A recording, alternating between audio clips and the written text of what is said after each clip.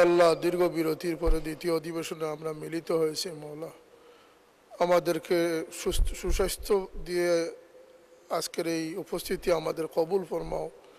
যারা আমাদের কাছ থেকে বিদায় নিয়েছেন আল্লাহ, বিশেষ করে আমাদের মাননীয় সংসদ সদস্য জনাব আব্দুল হাইকে আপনি গরিকে রহমত ফরমান, তার কবরকে আপনি জান্নাতের বাগ বানিয়ে দেন। আল্লাহ, আল্লাহ তার পরিবার পরিজনকে সবরের তৌফিক দান করুন।